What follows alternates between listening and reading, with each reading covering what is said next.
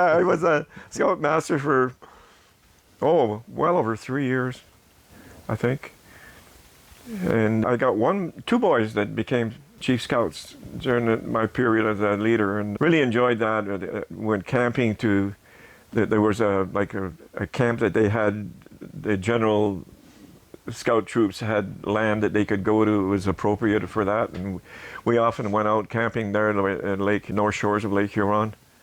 It was a wonderful time. I had a great time with teaching these boys, and I felt so good that they became Chief Scouts.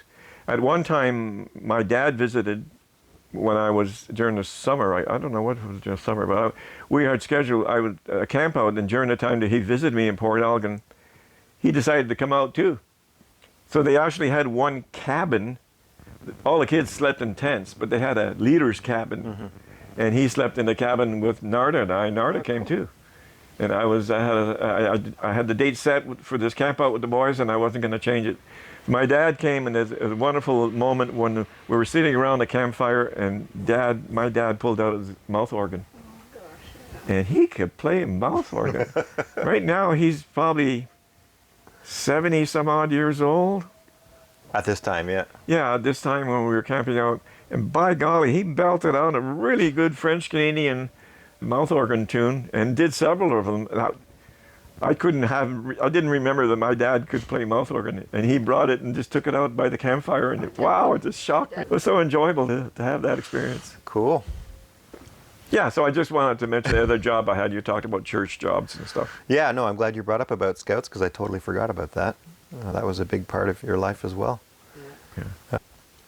In fact, that later on, I think that maybe influenced your influence in getting your sons involved in scouting as well. Yeah, and you became Chief Scout. Yeah. And then the big proud moment in my life as a father, I wasn't a Scoutmaster for you, but you had other leaders guide you through that point, and it was wonderful to see you get your Chief Scout award. Mm-hmm. Yeah, and all of us were in scouting at varying degrees, right? Yeah, they started.